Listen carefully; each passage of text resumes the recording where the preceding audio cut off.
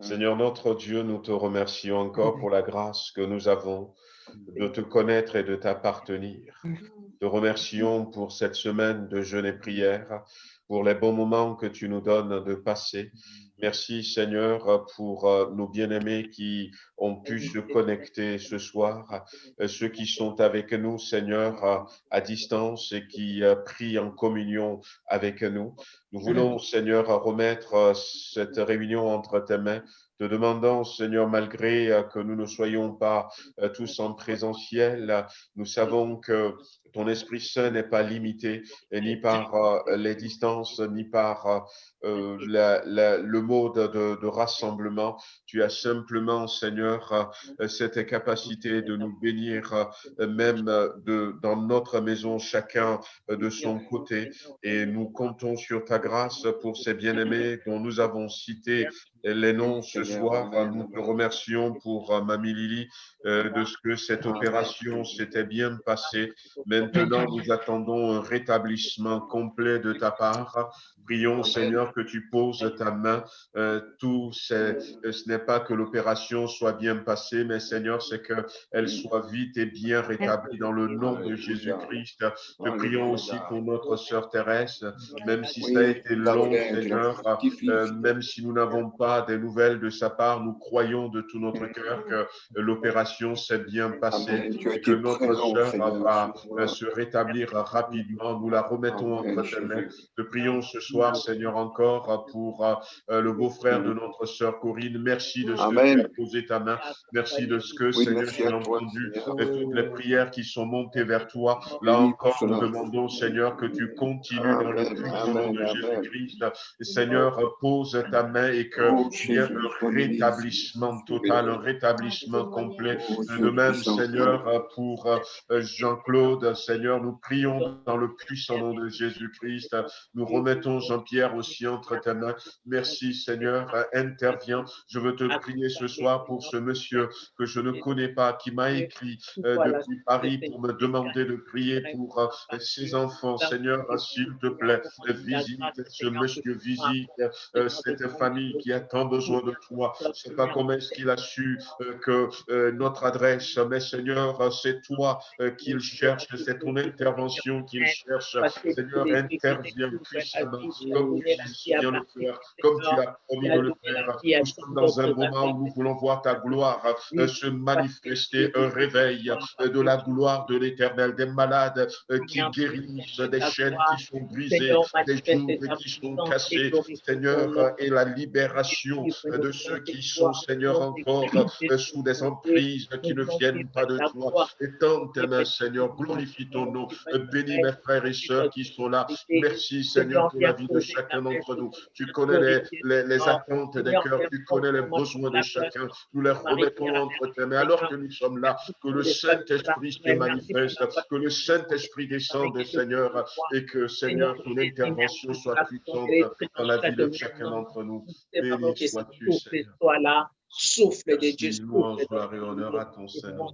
La place, glorifie ton nom, de Jésus. Alléluia.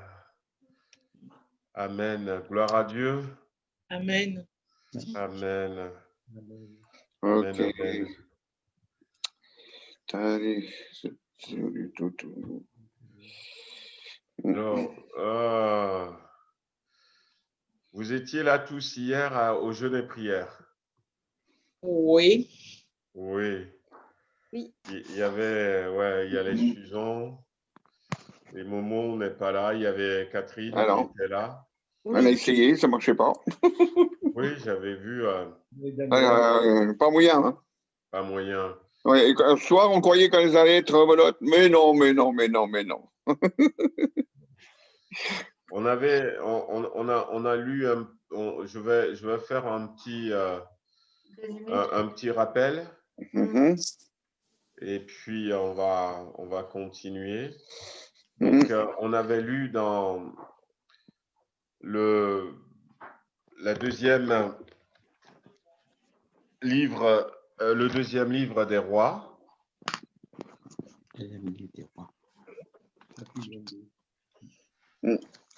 Au chapitre 22.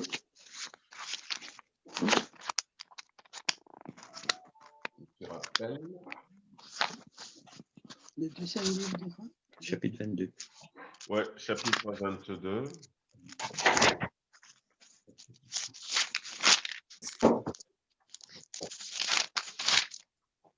Alors, on n'a pas tout lu, mais on a lu simplement quelques versets. Écoute, en plus de ça. Et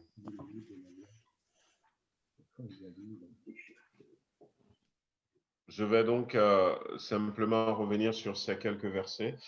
Le verset premier qui dit Josias avait 8 ans lorsqu'il devint roi, et il régna 30 ans et 31 ans à Jérusalem. Le nom de sa mère était Yédida, fille de Adaya de Bochka. Il fit ce qui est droit aux yeux de l'Éternel et marcha dans toute la voie de David son père. Il ne s'en écarta ni à droite ni à gauche. Et le verset 3 qui dit, la 18e année du roi Josias, le roi envoya dans la maison de l'Éternel Shaphan, le secrétaire, fils d'Atalia, fils de Meshulam, en lui disant, monte vers le souverain sacrificateur Hilkia et qu'il fasse le total de l'argent apporté dans la maison de l'Éternel et que les gardiens du seuil ont recueilli du peuple. On remettra l'argent entre les mains de ceux qui ont la responsabilité de faire l'ouvrage dans la maison de l'Éternel. Ils le donneront à ceux qui font l'ouvrage dans la maison de l'Éternel pour réparer les dégradations de la maison. Donc, on s'arrête là pour, dans un premier temps. Josias donc était devenu roi et la Bible dit, hein, donc c'était une des choses sur lesquelles on s'était arrêté, qu'il fit ce qui est droit aux yeux de l'Éternel. Quand il avait, après 26 ans, la 18e année de ce roi, il avait demandé que la maison de l'Éternel soit réparée. Et ça a été fait, et ça a été fait comme il avait dit. Mais quand ils reparaient la maison de l'Éternel, ils ont trouvé, en fouillant, en débarrassant je ne sais pas quoi, ils ont trouvé le rouleau de la loi, le livre de la loi. Et donc, et lorsque ils ont trouvé le livre de la loi, on peut donc lire à partir du verset 8 après. Alors Hilkia, le souverain sacrificateur, dit à Shaphan le secrétaire, j'ai trouvé le livre de la loi dans la maison de l'Éternel. Et Hilkia donna le livre à Shaphan et Shaphan le lut. Puis, Shaphan, le secrétaire, alla rendre compte au roi et dit, tes serviteurs ont amassé l'argent qui se trouvait dans la maison, l'ont remis entre les mains de ceux qui sont chargés de faire exécuter l'ouvrage dans la maison de l'Éternel. Shaphan, le secrétaire, dit encore au roi, le sacrificateur Hilkia m'a donné un livre et Shaphan le lut devant le roi. Et lorsque le roi entendit les paroles du livre de la loi, il déchira ses vêtements. Et le roi donna cet ordre au sacrificateur et Hilkia, à Shikam, fils de Shaphan, à Akbor, fils de Miché, et à Shaphan, le secrétaire, et à Asaja, serviteur du roi, allez consulter l'Éternel pour moi, pour le peuple et pour tout Juda au sujet des paroles de ce livre qu'on a trouvé, car grande est la colère de l'Éternel qui s'est enflammée contre nous. Parce que nos pères n'ont point obéi aux paroles de ce livre et n'ont point mis en pratique tout ce qui nous a prescrit. Voilà, on va s'arrêter là pour le moment et vous comprendrez que eh bien, ce livre de la loi, c'est le symbole pour nous aujourd'hui de la parole de Dieu. Et nous avions prié un peu hier, toute la journée pour ceux qui l'ont pu. Et nous voulons quand même rappeler que nous avons besoin de redécouvrir la parole de Dieu. De redécouvrir la parole de Dieu. C'est une chose, voyez-vous, frères et sœurs, que de lire la Bible, mais c'est une autre chose que nos yeux s'ouvrent véritablement sur ce que nous lisons. C'est une autre chose de comprendre ce qui est marqué dans la Bible. Vous savez, il y avait l'eunuque éthiopien qui était venu à Jérusalem et c'est la même situation que nous vivons aujourd'hui. Il était venu à Jérusalem, il a voyagé, le voyage a duré des mois, puisqu'il est parti de l'Éthiopie pour venir à Jérusalem. Il est parti avec des serviteurs en grand nombre, des servantes.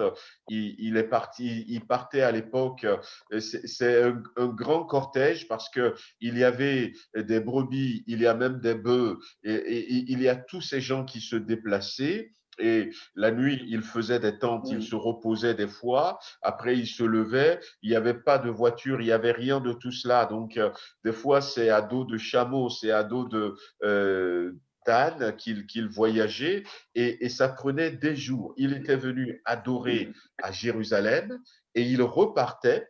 Et quelqu'un pourrait lui dire quand il va rentrer dans son pays, alors comment ça s'est passé? Il va dire, mais ça s'est très très bien passé. On a passé de bons moments dans la présence de Dieu. Et en repartant, il était en train de lire dans le livre d'Ésaïe.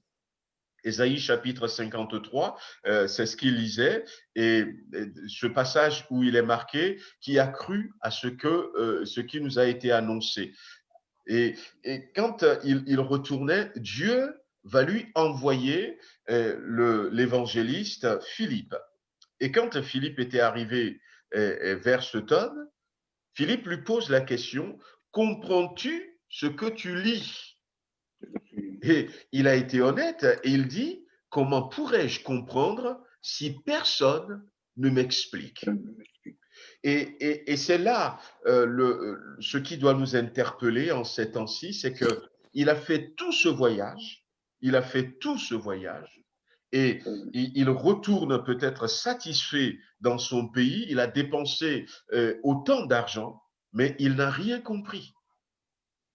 Il n'a rien compris. Il est parti adorer à Jérusalem et il retourne, ne serait-ce que si ce n'est que Dieu n'a eu pitié de cet homme et que Dieu a envoyé son serviteur Philippe pour lui expliquer, il va retourner et il va rester là. Et je crois que nous sommes dans un temps où nous avons besoin que nous redécouvrions la parole de Dieu. La parole de Dieu. La parole de Dieu est peut-être comme dans ce passage avec Josias, est peut-être cachée sous des encombrements que nous avons dans notre cœur. Il y a peut-être dans notre cœur des morceaux, des bouts de bois, je ne sais pas, des affaires qui sont là. Il y a peut-être quelques débris, tout ça. Et en faisant peut-être le ménage dans notre cœur, dans notre vie, on a tellement de choses, Et je vous avais dit, je vous avais dit, hein, c'est aussi le mode de vie que nous avons aujourd'hui. Prenons notre Église et regardez toutes les activités que nous avons dans l'Église.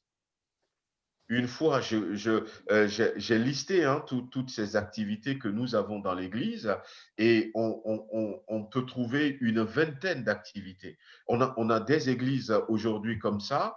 Nous, encore, ça va. On n'a peut-être pas une vingtaine d'activités, mais il y a des églises aujourd'hui et il y a effectivement des vingtaines des dizaines d'activités que nous avons aujourd'hui dans nos églises, alors qu'au départ, quand nous prenons, par exemple, l'Église première, l'Église du Nouveau Testament, il n'y avait pas de service d'accueil, il n'y avait pas de club d'enfants, pas de garderie, pas de sono-vidéoprojecteur, pas de ménage, pas de chant, pas d'ados, gestion de camions, du matériel, les musiciens, nous avons le groupe H d'Or, nous avons une activité qui dit entretien des espaces verts, plantes et jardins, entraide locale, la jeunesse, l'évangélisation, le site internet, le groupe d'intercession, les visites et la librairie, l'atelier créatif. Voyez-vous, on avait mis même en place un groupe des travaux et dans d'autres églises, hein, il y a la préparation de la Sainte Seine, dans d'autres églises, il y a le covoiturage, il y a des équipes qui s'occupent des agapes, il y a même des équipes qui s'occupent des déménagements. On avait à une époque la bibliothèque, le prêt des livres, DVD. Voyez-vous, il y a toutes ces activités et je ne les condamne pas, loin de là, hein, ces activités, mais voyez-vous, notre mode de fonctionnement a changé. On a tellement de choses que dans tout cela, finalement, la parole de Dieu est cachée quelque part. Au début, les apôtres l'ont dit, hein, et même quand ils vont rajouter une deuxième activité dans l'église première. La deuxième activité, c'était la distribution de la nourriture pour les personnes qui viennent de la diaspora, qui se sont joints à l'église de Jérusalem, qui ne voulaient pas retourner chez eux, donc il faut les nourrir. Donc les frères et sœurs pourvoient et la distribution de la nourriture, plus pour les veuves, les orphelins, parce que ceux qui sont solides vont travailler. Eh bien, ils ont rajouté ça, ils ont choisi des diacres, donc d'où Philippe. Mais Philippe, rapidement, Dieu va le recentrer. Rapidement, il a été désigné pour distribuer de la nourriture, mais rapidement, Dieu va le recentrer sur l'activité principale, l'activité première, l'évangélisation. Alors, on n'entend pas parler des autres. Il y a Procor, Nicanor, Parménas, il y a les autres. On n'entend pas vraiment parler des autres, mais on entend parler aussi d'Étienne. Et Étienne, qui a été choisi pour distribuer le repas, qu'est-ce qu'on le voit où? Il est en train, il n'a pas oublié la parole. Il est en train de parler avec des Juifs, des pharisiens. Dieu va l'amener. Pour Dieu, le plus important, c'est la parole. C'est la parole.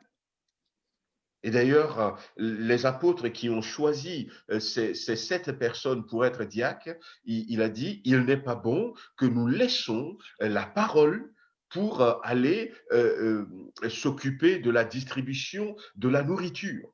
C'est pourquoi regardez au milieu de vous, choisissez cet homme rempli du Saint-Esprit et on va leur confier cette activité et nous allons continuer à nous occuper de la parole. La parole de Dieu avait une place importante et nous avons besoin de redécouvrir la parole de Dieu.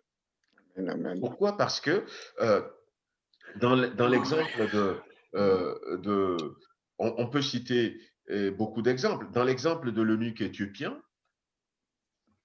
Philippe ne viendrait pas lui expliquer la parole de Dieu.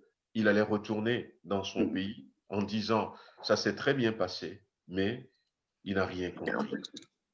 Jésus va expliquer à la femme samaritaine qui va dire, autrefois, nos pères ont adoré sur cette montagne. On pense qu'elle montrait le mont Garizim qui se trouvait dans les parages de Samarie. Mais vous dites que c'est à Jérusalem qu'il faut adorer. Jésus lui explique en disant, ce n'est ni l'un ni l'autre. Ni l'un ni l'autre. Vos pères sont dans l'erreur et ceux qui disent que c'est à Jérusalem sont dans l'erreur. Ils n'ont pas la totalité de la vérité. Le temps est venu où les vrais adorateurs du Père vont adorer le Père en esprit et en vérité. Et la Bible dira aussi, frères et sœurs, que quand Jésus était ressuscité, il y avait ces 2 disciples qui quittaient Jérusalem pour aller à Emmaüs, mais ils étaient dans une tristesse. Ils étaient dans un désespoir.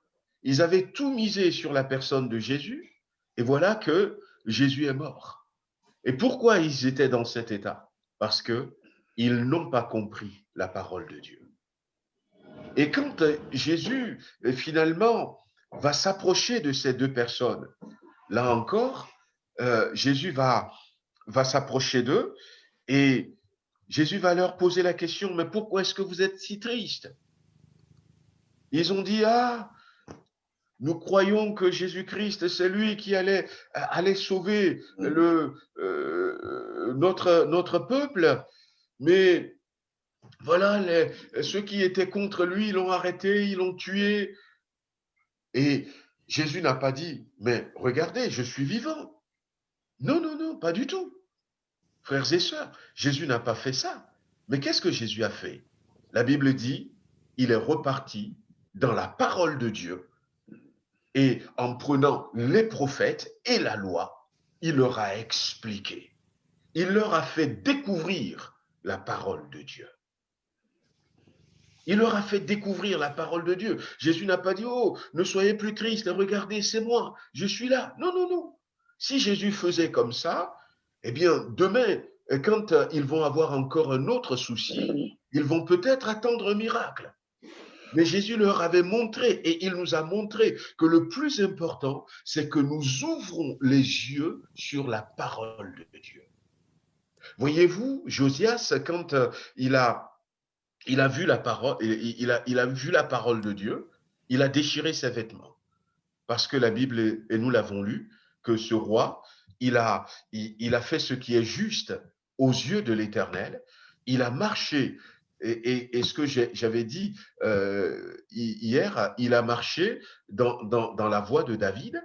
Et j'expliquais aux frères et sœurs qui étaient là, vous saviez-vous que c'était même pas c'était un peu avant lui, et le roi Ézéchias, qui, entre autres, va détruire le serpent d'airain que Moïse avait fabriqué dans le désert.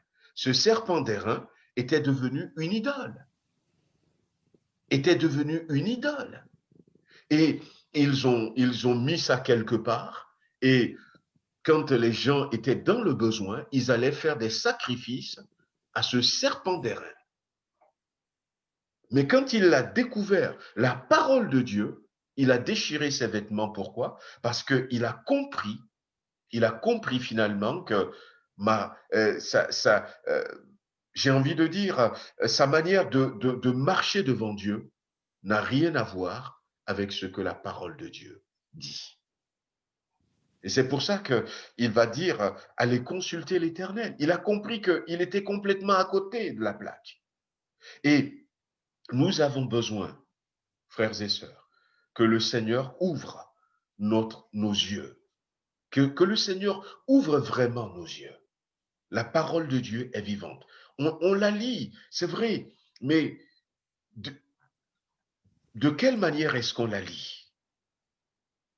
Prions que le Seigneur ouvre vraiment nos yeux. Quel privilège nous avons aujourd'hui. Et pour réaliser, la dernière fois, j'avais pris ma Bible.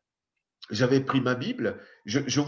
partage avec vous juste cette expérience. Peut-être que vous l'avez compris, mais il n'y a pas longtemps que moi j'ai compris ça. J'ai la Bible 2 et je regardais dedans. Et Maggie me dit, mais qu'est-ce que tu cherches? Je cherche à vérifier quelque chose. Et je ne crois même pas que je lui ai dit ce que je vérifiais à Maggie. Mais qu'est-ce que je vérifiais dans la Bible? Je suis pasteur, ça fait des années, je suis converti, ça fait des années, mais la Bible dit, et c'est Matthieu qui va dire ça, que c'est vrai que Luc en a parlé, Marc en a parlé, mais Matthieu, il avait dit, quand Jésus allait arriver à Jérusalem, ce n'était pas la première fois d'ailleurs que Jésus allait à Jérusalem, on le sait, mais cette fois-ci, Jésus a dit à ses disciples, vous allez dans le village à côté, vers Bethphagée. Ah oui. Oui. Attendez. Et Oui, j'ai pensé, mais vous me... alors, vous allez dans le village à côté, vous allez voir un anneau, vous détachez l'anneau et amenez-le-moi. Vous connaissez tous ce passage. Et Luc et Marc ont dit, voilà, vous allez voir un anneau, vous le détachez et vous me l'amenez. Et la Bible dit dans Luc et Marc que, comment l'appelle-t-on, ils ont amené l'anneau à Jésus. Jésus était monté sur l'anneau. Et puis, au final, ce qui s'est passé, c'est que les gens ont crié Hosanna, Hosanna. C'était une semaine avant la Passion. Vous connaissez ce passage. Sauf que Matthieu, il a dit, lui, il n'a pas dit un anneau. Il a dit, allez au village qui est devant vous et vous trouverez une ânesse et un anneau avec elle. Détachez-les et amenez-les-moi. Et quand, voilà, si quelqu'un vous dit, vous direz le Seigneur en a besoin, et la Bible dira que, comment l'appelle-t-on, les disciples allèrent et firent ce que Jésus avait ordonné. Ils amenèrent l'ânesse et l'anneau, mirent sur eux, ça veut dire ils ont mis sur les deux leurs vêtements et le firent asseoir dessus. Et je me dis, mais pourquoi est-ce que Matthieu a dit l'ânesse et l'anneau? Mais est-ce qu'on peut monter en même temps sur une ânesse et sur un anneau? Je retourne dans Zacharie 9:9, où la prophétie avait été donnée. Et curieusement, Zacharie 9 a dit, votre roi arrive assis sur une ânesse et un anneau. Et pourquoi est-ce que les gens ont crié ce jour-là Hosanna? Parce qu'il y avait quelque chose de différent. Jésus n'était pas assis sur un anneau, mais il était assis sur deux, une ânesse et un anneau. Et c'est là que les yeux des gens, tout à coup, s'est ouvert. C'est là qu'ils ont compris que, c'est la prophétie qui est en train de s'accomplir. Et c'est pour ça qu'ils ont commencé à crier Hosanna, Hosanna. Jésus serait venu assis simplement sur un anneau. Voyez-vous, c'est pourquoi nous avons besoin de reprendre nos Bibles. Et quand nous méditons la Bible, de demander au Seigneur que le Seigneur nous éclaire, que le Seigneur nous éclaire. Et en plus, ce n'est pas le message de ce soir, il est bien marqué que l'anneau, personne n'est jamais monté sur l'anneau. L'anneau, c'est le petit de l'ânesse, et effectivement, si Jésus a peut-être fait comme ça, parce que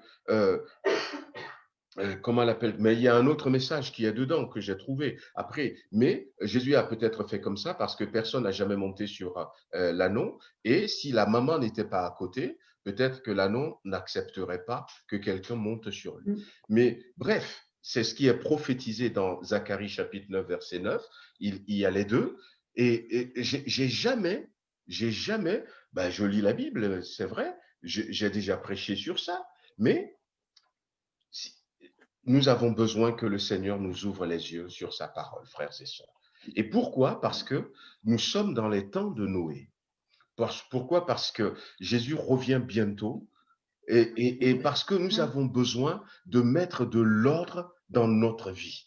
Nous ne voulons pas nous tromper. Nous ne voulons pas nous tromper. Regardez dans la Bible, dans Actes chapitre 10, on l'avait cité la dernière fois, il y avait cet homme qui s'appelait Corneille et il priait. La Bible dit, il priait. Et combien nous prions, nous? Nous sommes une église qui prie. Des gens même apprécient quand il vient chez nous, il dit, vous êtes une église qui prie. Et Dieu répond à nos prières. Cet homme, il priait et la Bible dira qu'il fait des aumônes. Mais il n'était pas converti. Il n'était pas converti. Et là encore, Dieu nous enseigne. Dieu dit, à cet homme, il lui envoie un ange et l'ange ne lui explique pas. L'ange lui dit simplement, envoie quelqu'un à Joppé, dans la maison de Simon le tanneur. Il y a un autre Simon appelé Céphas qui habite chez lui. Fais-lui venir et il t'expliquera, il te dira ce que tu dois faire. Et Simon-Pierre était venu et Simon-Pierre lui a prêché l'évangile. Et c'est seulement à ce moment-là qu'il a compris. Et c'est seulement à ce moment-là qu'il a été converti, il était né de nouveau, il a pris le baptême d'eau, ils ont été visités par le Saint-Esprit. Voyez-vous, nous avons besoin de la parole. Nous avons besoin de la parole de Dieu. Nous sommes dans les derniers temps et on vit notre vie chrétienne. On peut se satisfaire en disant, ça va, oh, je suis tranquille. Mais qu'est-ce que Dieu me dit? Qu'est-ce que la parole de Dieu me dit? Qu'est-ce que la parole de Dieu me dit? Que le Seigneur ouvre notre entendement spirituel. Quand la Bible dit, si tu sais faire quelque chose de bien et tu ne le fais pas, tu as péché. Est-ce que ma vie est conforme à ça? Est-ce qu'il m'est arrivé peut-être, encore si c'est une fois, est-ce que là, j'ai refusé de faire quelque chose de bien? Quand la Bible dit, celui qui ne prend pas soin des siens, et principalement de ceux de sa maison, il est pire qu'un infidèle.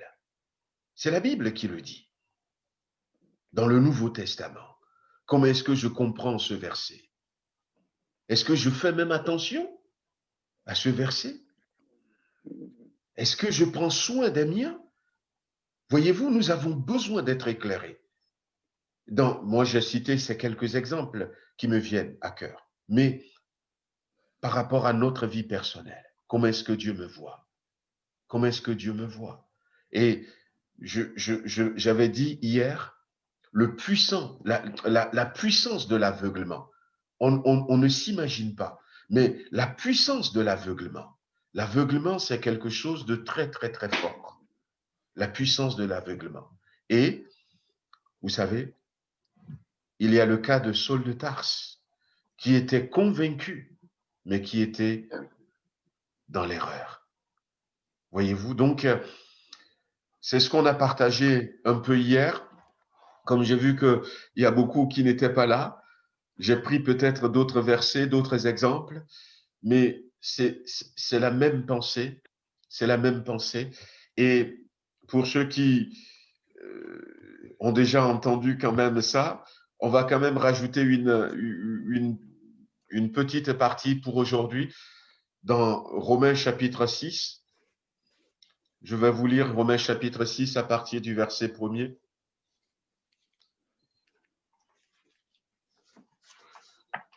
Je vais dire quelque chose je reviendrai là-dessus après, mais dans Romains chapitre 6, l'apôtre Paul dit, que dirons-nous donc? Verset 1er, je crois que vous y êtes. Que dirons-nous donc?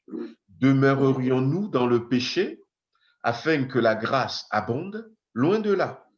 Nous qui sommes morts au péché, comment vivrons-nous encore dans le péché? Ignorez-vous que nous tous, qui avons été baptisés en Jésus-Christ, c'est en sa mort que nous avons été baptisés.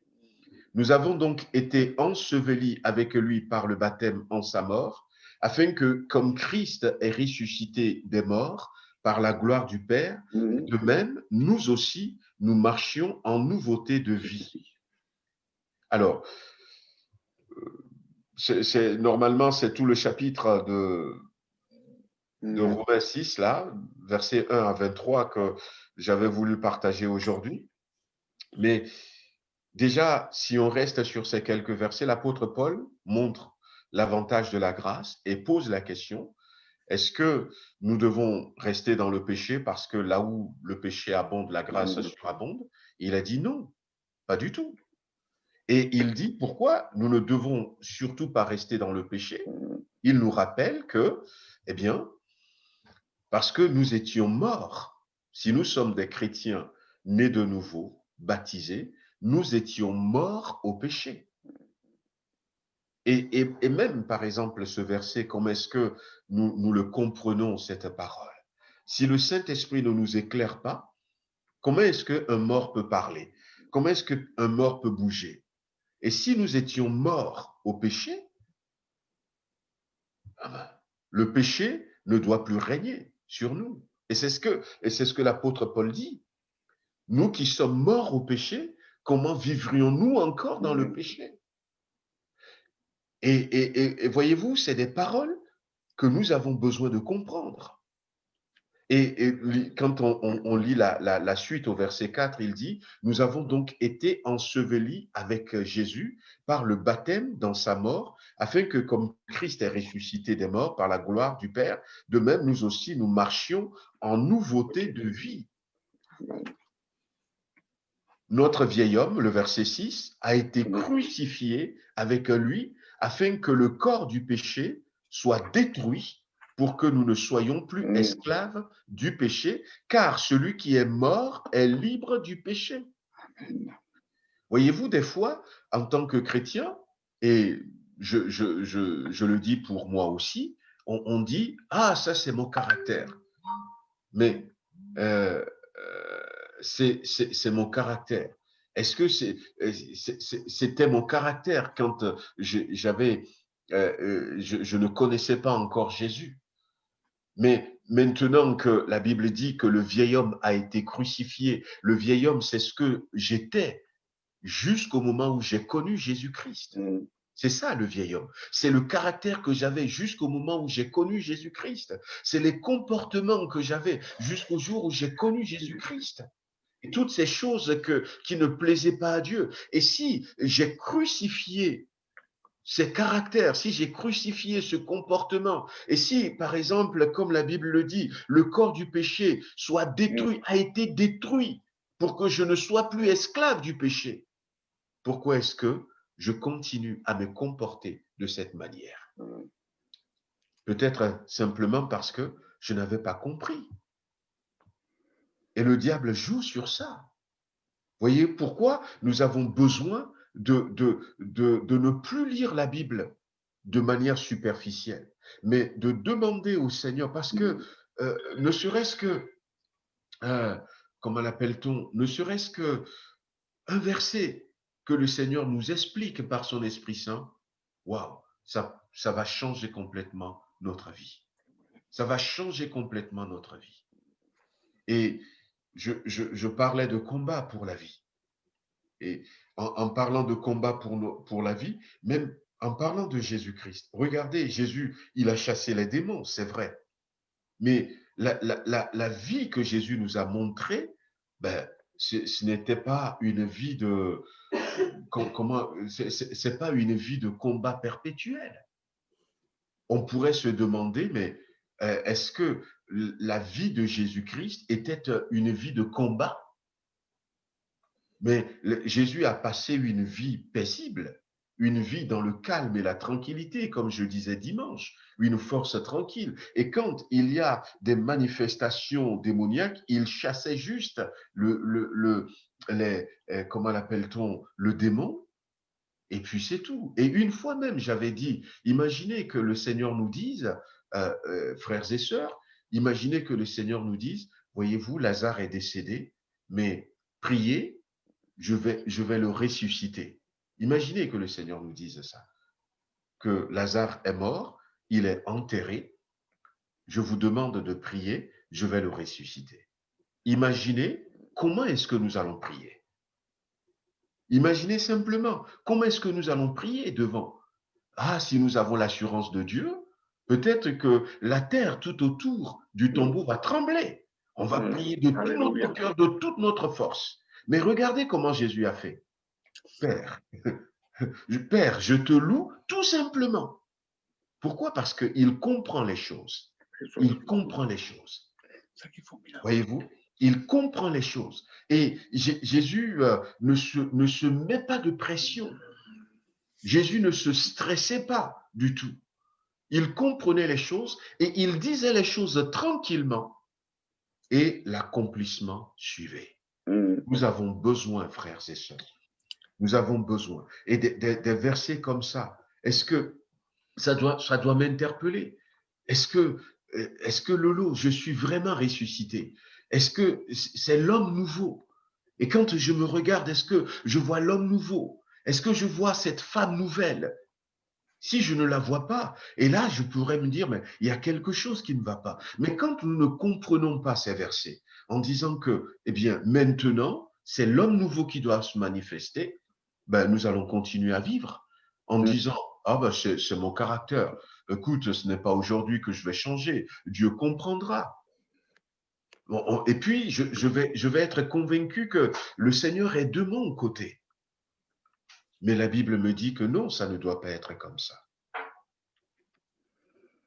Il y a des versets qui nous interpellent, mais voyez-vous, nous devons prendre le temps pour s'arrêter sur ces versets. Aimez-vous les uns les autres, comme je vous ai aimé. Amen. Voyez-vous ce verset? Est-ce que nous nous sommes posé la question, comment est-ce que Jésus m'a aimé? Comment est-ce que Dieu m'aime? Parce que Dieu me demande d'aimer l'autre comme lui m'a aimé. Est-ce que seulement je sais jusqu'à quel point il m'a aimé? Oh, de manière générale, on pourrait dire, ah ouais, il nous a aimés à tel point qu'il est mort pour nous à la croix. Mais qu'est-ce que ça veut dire vraiment pour moi? Voyez-vous, qu'est-ce que ça veut dire vraiment pour moi? Et que le Seigneur nous aide à lire la Bible, à chercher à la comprendre et à la mettre en application. Parce que si je ne cherche pas à comprendre comment est-ce que Dieu m'a aimé, c'est parce que quelque part, je ne veux pas aimer l'autre comme lui m'a aimé. Mais si je prends sur moi le désir d'aimer l'autre, et même il y a quelqu'un qui avait posé la question à Jésus de son temps. Il a dit, mais c'est qui mon prochain? C'est qui mon prochain? Et on peut se poser la question aujourd'hui, c'est qui l'autre? Aimez-vous les uns les autres. C'est qui l'autre? Est-ce que c'est celui qui m'a fait du tort? Est-ce que c'est celui qui m'a fait du mal? Je ne sais pas. Est-ce que c'est celui qui habite en face? Voyez-vous que on va s'arrêter là parce que il va être bientôt 20 heures et on va prier et puis comment l'appelle-t-on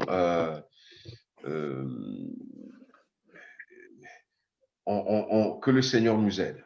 Nous avons besoin. Nous sommes, comment l'appelle-t-on, dans les temps où nous avons besoin de comprendre pour nous-mêmes déjà. Et comme David l'avait dit,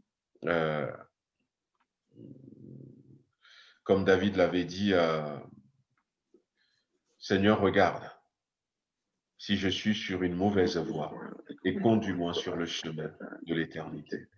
Ouais. Imaginez David qui dit ça. L'homme selon le cœur de Dieu. Oui.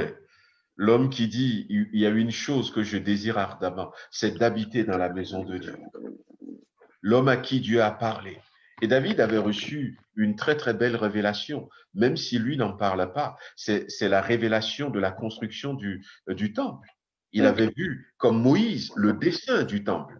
Il avait vu les dimensions et Dieu lui a montré exactement comme il a montré à Moïse, parce que tout ce qui devait être en or, Dieu lui a montré. Tout ce qui devait être en argent, Dieu lui a montré. Il n'en parle pas. Mais si un homme comme ça pourrait, à un moment donné, regarde si je suis sur une mauvaise voie et conduis-moi sur le chemin de l'éternité. Alors nous donc. Donc, que le Seigneur nous aide dans ce temps de jeûne et prière. Demain, on va continuer. Je pourrais peut-être continuer, je verrai, hein, ça dépend. Quand je dis je vais continuer, c'est pas toujours vrai, des fois c'est mon désir, mais il arrive des fois que entre-temps, le Seigneur change les choses et puis je continue pas. Mais je vais continuer quand même dans la même pensée. Et puis que le Seigneur nous aide, que le Seigneur nous donne cette capacité qui nous manque, que le Seigneur nous donne d'avoir du temps. Peut-être que, comme j'ai dit, on a beaucoup trop d'activités, on a beaucoup trop de préoccupations aujourd'hui. C'est le mode de vie qui le veut comme ça. On a beaucoup trop de soucis aujourd'hui, voyez-vous, parce que la vie a changé. j'en dis ce qu'on vient, et même moi, je suis dedans. Mais que le Seigneur nous aide vraiment à ce que nous puissions avoir du temps, faire peut-être du tri, faire du nettoyage, faire peut-être des travaux dans notre vie, redécouvrir la parole de Dieu, redécouvrir les quelques versets clés. Et Dieu va nous guider sur les versets dont nous avons besoin pour mettre notre vie en règle, des versets qui vont nous communiquer une puissance extraordinaire, des versets qui vont nous propulser, des versets qui vont nous changer, qui vont nous transformer, des versets qui vont nous prendre là où nous sommes aujourd'hui pour nous mettre dans notre destinée. Des versets qui vont faire que nous allons tout à coup commencer à rayonner de cette lumière que Dieu a placée en nous. Des versets qui vont faire que nous allons tout comprendre. Ouais, que Dieu nous aide, frères et sœurs, à trouver ces versets. Amen. Amen, amen.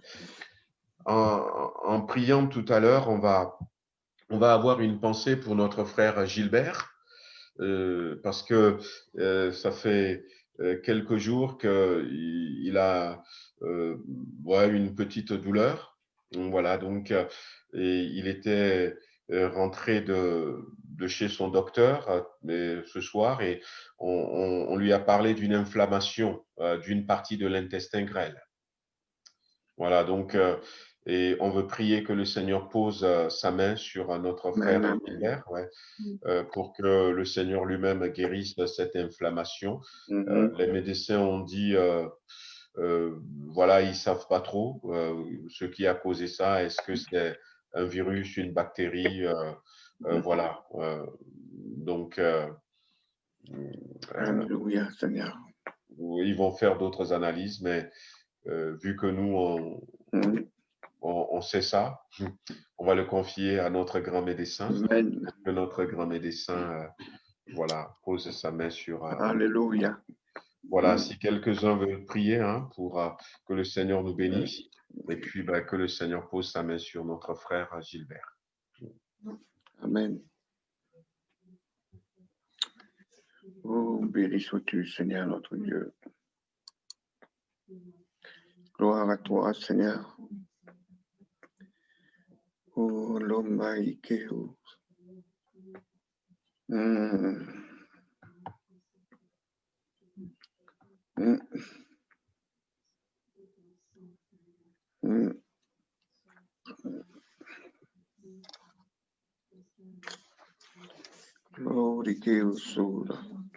Seigneur, merci, nous voulons te bénir, nous voulons te remercier pour ta parole de ce soir. Nous désirons de notre cœur et que tu puisses, jour après jour, nous éclairer concernant ta parole. Nous puissions aller en profondeur. Amen. Nous voulons manger ce rouleau. Oh, manger ce rouleau qu'il est doux et que nous voulons aller en profondeur. C'est pour cela que nous prions afin que tu ouvres notre entendement, comme a dit le pasteur, de la façon que lui, il a découvert dans ce livre de Zacharie, Seigneur, que le Seigneur puisse nous ouvrir encore notre entendement, Seigneur, à chaque fois que nous nous mettons à méditer ta parole et que nous puissions recevoir de toi ta parole. Amen. Parce que le désir de ton cœur, c'est que nous puissions encore grandir avec toi. Oui, Jésus. Pour ne pas que, Seigneur, les choses qui arrivent sur cette terre ne nous emportent pas, que nous ne tombons pas dans le piège de l'ennemi. C'est ce qui a été dit ce dimanche, parce que le but de l'ennemi est de nous mettre à côté, c'est qu'il combat notre salut parce qu'il sait qu'il a sa fin. Et il ne veut pas aller seul, il veut amener des gens avec lui, mais nous voulons rester à toi, Seigneur. Nous te supplions que tu nous garde dans notre famille, garde dans nos maisons, Seigneur, que nous puissions rester attachés à toi. Père, dans le nom de Jésus, aide-nous encore à prier, Seigneur, comme il a dit que parfois nous avons beaucoup d'activités dans l'Église qui nous épuisent et qu'on n'a pas le temps vraiment de passer à tes pieds dans la prière, dans la lecture de ta parole. Et nous prions encore que tu nous aides, nous tous, les frères et sœurs, à comprendre cela, Seigneur, à se donner encore des moyens, à faire de la violence par rapport à nos obligations, peut-être à la maison, par rapport au travail, que nous nous organisons dans ce sens, avoir de temps de la prière, le temps de la lecture de la parole. Nous prions dans le nom de Jésus-Christ, parce que et ta parole, comme la Bible dit dans le livre de Somme, la révélation de ta parole éclaire et donne de l'intelligence Oh, merci, Seigneur, parce qu'il nous ouvre notre entendement, Seigneur. Oh, nous te bénissons encore ce soir. Nous voulons confier notre frère à toi et qui était à Amen. l'hôpital. Nous voulons croire que ta main de puissance va toucher notre frère et tu vas le visiter dans sa santé, Alléluia. Seigneur. Et tu touches son corps, Seigneur. Amen. Parce que la Bible déclare que tu envoies ta parole et que ta parole guérit. Et nous voulons prier pour notre frère ce soir et par l'autorité que tu nous as donnée, nous voulons y croire. La Bible déclare que ce centenier avait dit seulement une parole et mon serviteur sera guéri. Et nous voulons croire ce soir, Seigneur, que tu visites notre frère, que tu touches le corps de notre frère. Oh Seigneur, nous prions également de tous nos frères qui sont malades. Oh, tu les visites chez eux à la maison, tu les touches, Seigneur. Est-ce que nous voulons voir, c'est le miracle de Dieu dans notre vie, dans notre maison, Seigneur. Bénis, Seigneur, ton Église, fais du bien à ceux qui sont malades, touche leur corps, visite-les dans le nom de Jésus. Oh, permets également que cette semaine de jeûne et de prière, que nous puissions vivre des choses nouvelles avec toi, Seigneur, c'est le désir de notre cœur. Bénis-nous encore dans cette journée de demain et cette semaine, Seigneur. Nous louons ton nom, nous bénissons ta fidélité. Dans le nom de Jésus. Amen. Amen, Seigneur. Gloire à Dieu. Alléluia. Merci, Seigneur. Amen, Jésus. Béni sois-tu, Seigneur. Amen. Que ta gloire apparaisse, Seigneur, et soit sur chacun de nous, Seigneur, afin que nous soyons des ouvriers dignes, Seigneur. Visite-nous encore, Seigneur. Nous avons besoin de toi plus que jamais, Seigneur. Nous avons un besoin d'agir pour toi, travailler pour toi, Seigneur mon Dieu. Tu nous as appelés chacun de nous, Seigneur, à un service particulier, que nous puissions prendre conscience, Seigneur mon Dieu, et ne pas nous laisser saisir, Seigneur, par le sommeil, Seigneur, mais être réveillés pour le travail spirituel que nous demandons de faire. Que nous soyons des hommes, Seigneur, des guerriers, Seigneur, des soldats de Christ, afin que nous combattions le bon combat. Et le meilleur des combats, Seigneur, c'est celui que tu as mis, Seigneur, sur nous, sur le chemin de notre vie, Seigneur. Nous sommes, Seigneur, appelés à être des vainqueurs, Seigneur, alléluia, et à triompher, Seigneur, de tout ennemi, de tout mal, Seigneur, afin que ton nom soit glorifié. Nous te remercions, Seigneur, pour ces paroles, Seigneur, parce que ce sont des paroles de vie qui raniment, Seigneur, le feu dans notre cœur, Seigneur, alléluia, qui raniment notre âme, Seigneur. Tu nous montres combien nous avons besoin de toi, Seigneur, et nous attestons, Seigneur, haut et fort, Seigneur, que c'est toi qui vis en nous, Seigneur, afin que ton nom soit glorifié. Béni sois-tu, Père, au nom de Jésus-Christ. Amen, Seigneur, amen. Amen. Amen. Béni sois-tu. Amen, Jésus. Alléluia. Béni soit le Saint des Saints.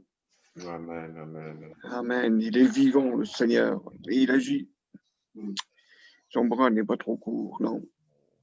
Amen. Amen. Gloire au Seigneur. Amen. Béni. Voilà, on va. Réjouissons-nous. On va s'arrêter là. Alléluia. Et puis, je vais vous renvoyer Amen. Donc, le lien pour demain midi. Je vais vous renvoyer le lien pour demain midi. Ouais. Bon. Merci. On est bien, hein? Oui. Oh là ouais. Sans problème. Bon. Alléluia, amen. Même à midi, on ne voulait pas partir non plus.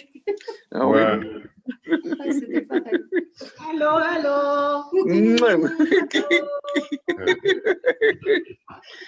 Allez, gloire à Dieu.